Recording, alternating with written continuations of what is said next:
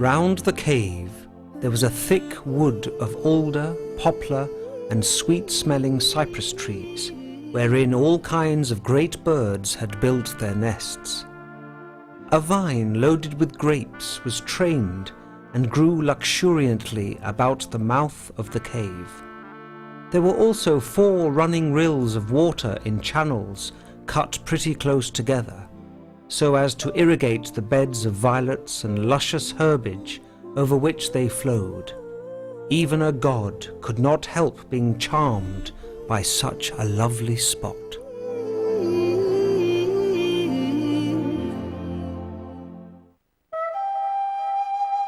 History and legend, myth and reality have all come together in these magical places, redesigned over thousands of years by the sea, which picks up and then relates the stories of the individuals and populations that have entrusted their future or narrated their past to these very waters. A magical journey that wends its way between land and sea begins right here, in the waters of the Ionian Sea, covering the 42 kilometers of coastline belonging to Italy's largest natural reserve, the marine protected area of Capo, 14,700 hectares from Capo Donato to Barco Vercillo, and 8 promontories with extremely unique and particular characteristics. This is a small paradise where large areas of Mediterranean scrubland on the coasts have been preserved intact, as has the sea bottom, which is teeming with plant and animal life, and history. These areas reveal all of the natural beauties that make this reserve an oasis to be protected and conserved. First and foremost, for the vast expanses of Posidonia oceanica, a marine plant that is endemic to the Mediterranean and one that plays a fundamental role in the ecosystem. Characteristic features of the underwater world in the marine protected area are its ciliates and the banks that have been excavated by currents and by the sea to create the labyrinths of tunnels and ravines that offer the perfect shelter for many species of marine animals.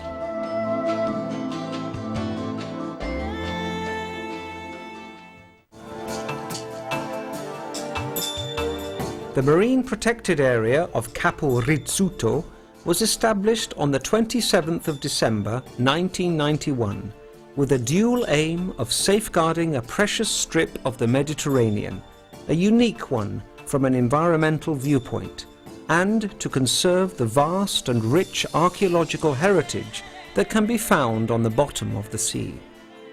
The far southern end of this protected area coincides with the long white beach of Praia Longa, where it is possible to enjoy splendid views out over the Gulf, especially on clearer days.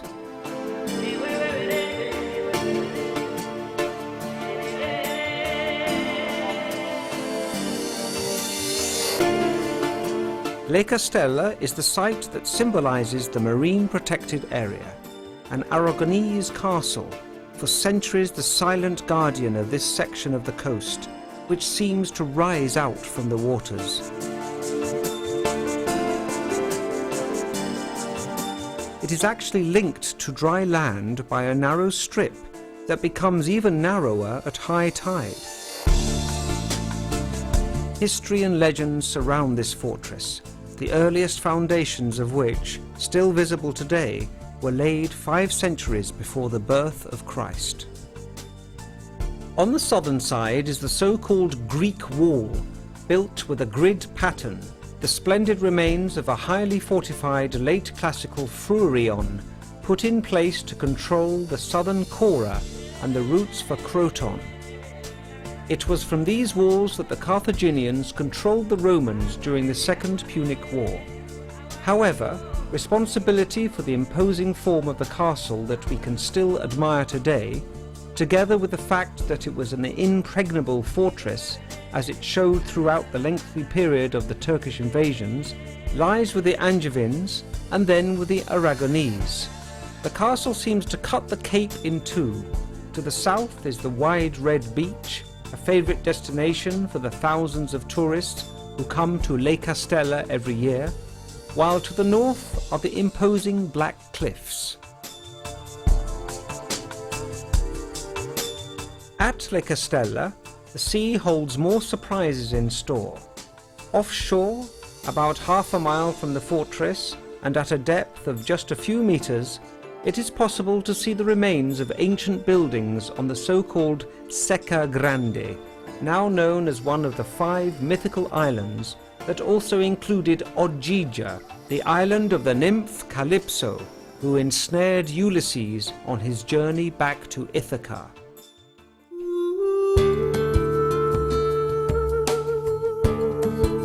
The step from legend to history is a short one, and also at Le Castella, in the area of the harbour, it is still possible to admire a most interesting and spectacular complex of ancient quarries among the many dug out along this stretch of the coast. It is still possible to see different circular cuts alongside one another, showing where the rocks were quarried, perhaps even for the columns in the temple of Hera Lacinia. The exceptional archaeological complex of the quarries from the old polis of Croton, which can be dated back to at least the late 6th century BC to 300 BC and later, is a unique monument in Magna Graecia and one of the few known in all the Greek world. Continuing northwards, the navigator's gaze will meet the wood of Soveretto, a large pine grove that best sums up the unique characteristics of the coastline in this part of the Mediterranean. This place, which until now has remained miraculously intact, shows how the whole coastline would have looked a few centuries ago.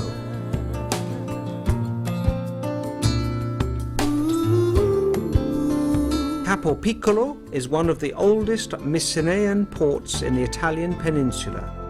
It was here that fragments of the typical painted pottery from the Aegean area that we can admire in the Museum of Crotone were found.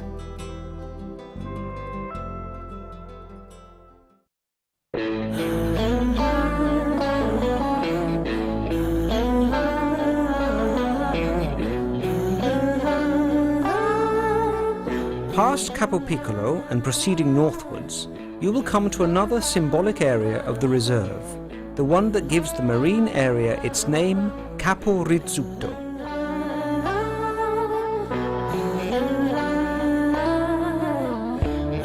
This is now home to one of the protected area's main attractions, the Aquarium and Marine Environment Education Centre.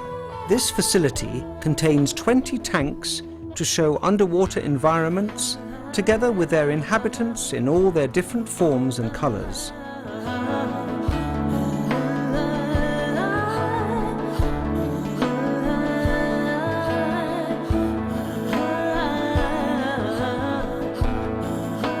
Real pictures of the underwater world, offering a chance to experience a virtual journey that even smaller children are sure to enjoy all year round.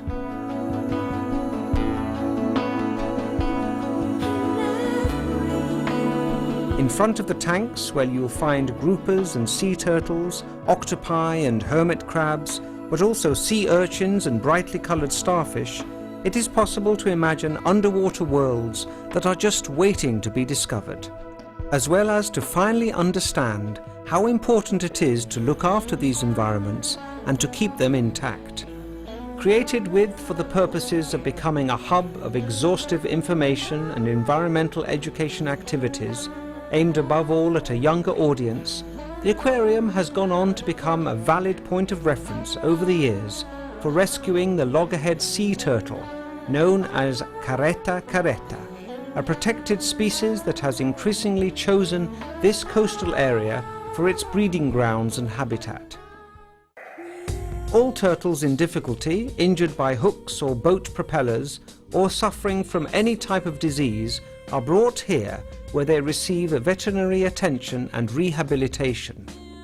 Once they have been returned to health, the turtles are released, often before an audience of children and tourists, who accompany this return to the sea with a round of applause.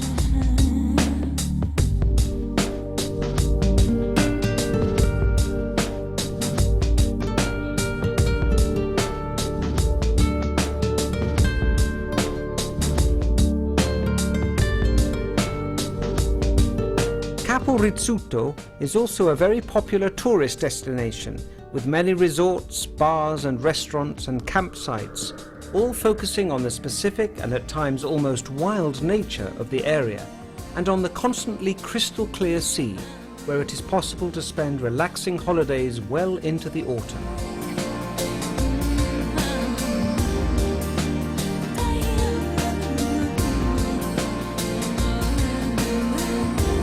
It is possible to experience the hard work and joy of a day's fishing out on a local fishing boat.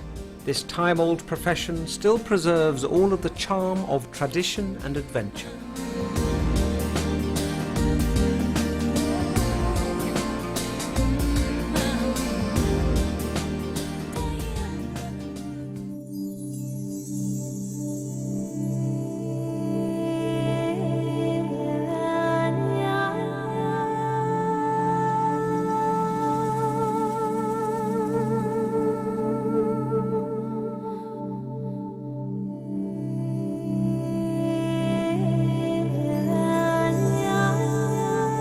Diving centres offer the possibility to explore the waters of the marine protected area. In the company of expert divers, it is possible to see at first hand the main monuments that time and the sea have deposited on the sea bottom of the reserve's coastline.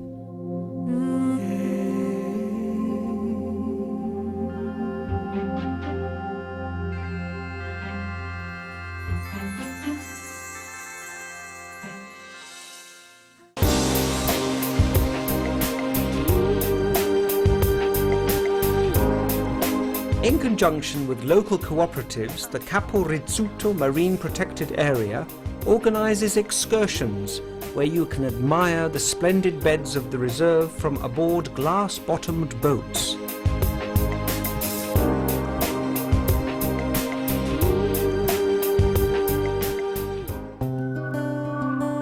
Since prehistoric times, Capo Rizzuto has been a preferred area for human settlement, and therefore it still preserves important relics from many different periods. The sea line has advanced and receded on more than one occasion over the centuries, covering or revealing precious treasures, such as a building, probably a domus with mooring, dating back to the Byzantine period, the remains of which are at a depth of just a few meters in the crystal waters of the reserve. The so-called Torre Vecchia, which dates back to around the 14th century, is a small bastion built to defend the coast and similar to various other fortifications built along this section of the shoreline. It is cylindrical and is built on a solid square base, created to make any climb up difficult.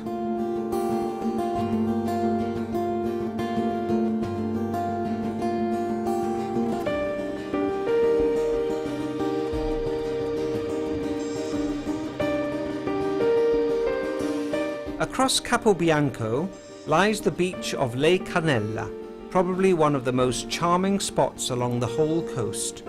A long, wide beach, spectacularly golden in colour, where crystalline waters show every detail of the bed with its alternating sandbanks and rocky sections. On land, these very same rocks form small bays and gorges, which are dotted with minuscule beaches, tiny jewels that can only be reached from the sea.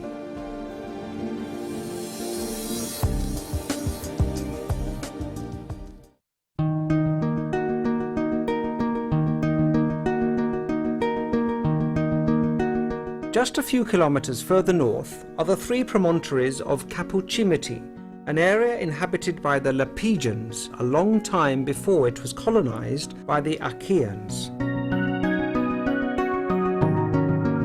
It was here, on the plateau overlooking the cape, that a series of archaeological digs brought to light the remains of a grand Roman villa with mosaic floors, a whole thermal system, and an underground aqueduct. The sea, on the other hand, preserves a group of gigantesque marble columns that were probably the cargo of a ship wrecked on the rocks of Capuccimati.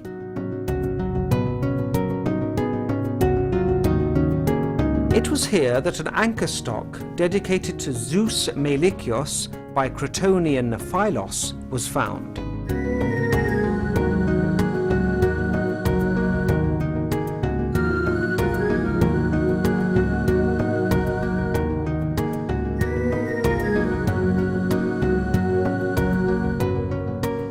Other beaches, bay and cliffs lead on towards Punta Schifo.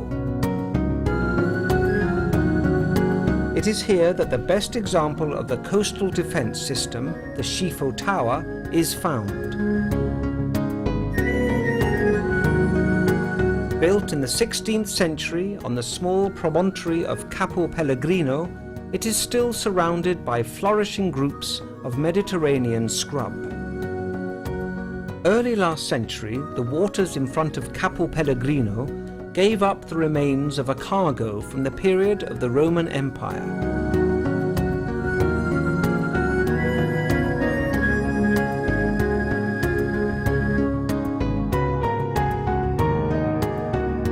One of the most important finds was the small group of statues representing Eros and Psyche.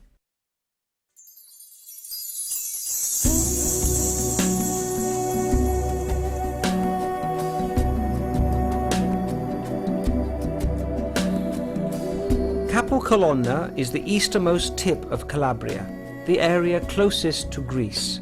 This area is a concentration of thousands of years of civilization, from paganism to Christianity, from the Magna Graecia to the cults of the Virgin Mary. Shortly after their arrival, the Greeks built a temple on top of the Promontorium Lacinium, which they dedicated to the mother of the gods, Hera, symbol of fertility and purity. The large Doric temple dedicated to this goddess soon became one of the most famous throughout the ancient world. Of the original 48 columns that supported a magnificent marble roof, just one remains as testimony of the grandeur of this place and to guide pilgrims and sailors, just as it did 2,500 years ago. Archaeological digs have brought to light some extraordinary treasures, such as the splendid gold diadem, probably worn by the statue of the goddess, and a unique piece that will enchant all those who look at it.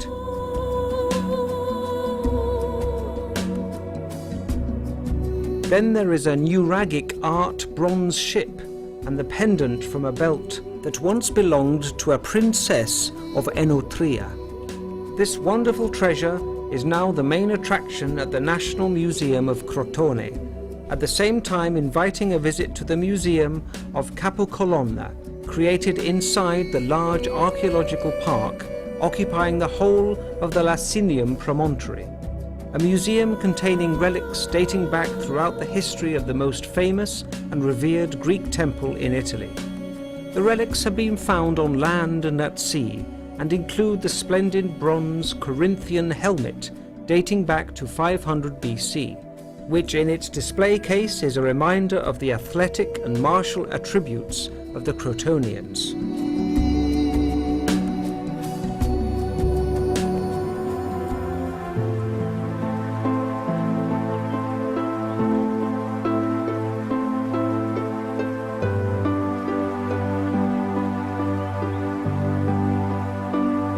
A trip into the marine protected area ends a little further north, level with Capo Donato. This marks the start of a long beach dotted with bathing spots that leads to the town. But it is along the section of coastline between Capo Colonna and Capo Donato that the reserve offers more splendid views, places where times stand still. Small bays excavated between the cliffs of Irto and only reached by the most perseverant. Crystal clear waters offering colours and nuances that are reminiscent of the Caribbean, and among the cliffs, an intriguing underwater world just waiting to be discovered.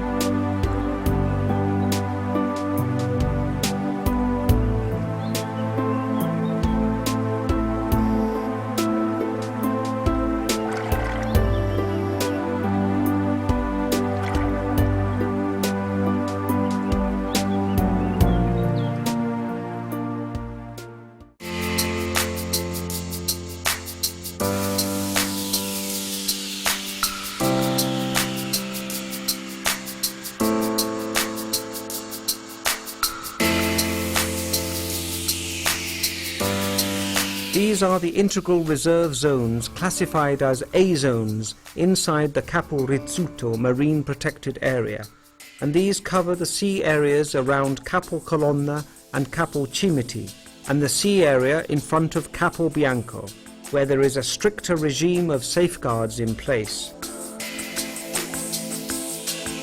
In Zone A integral reserve areas, swimming is prohibited, as is scuba or other forms of diving, boating or shipping of any type or description. Professional sports and underwater fishing are all prohibited.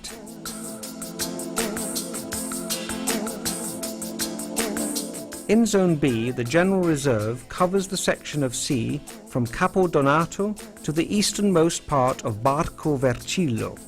Swimming, guided scuba visits, sailing and rowing are all permitted here.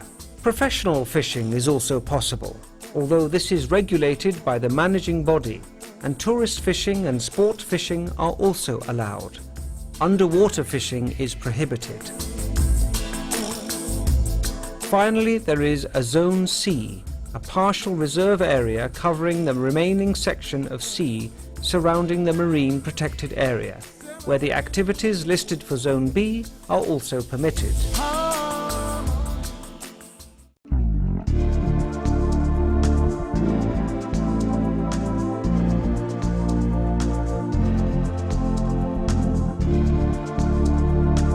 There are many projects aimed at expanding this marine area and at making it known and appreciated the world over in order to foster local development and preserve the beautiful features that have made this one of the most prized places in the Mediterranean.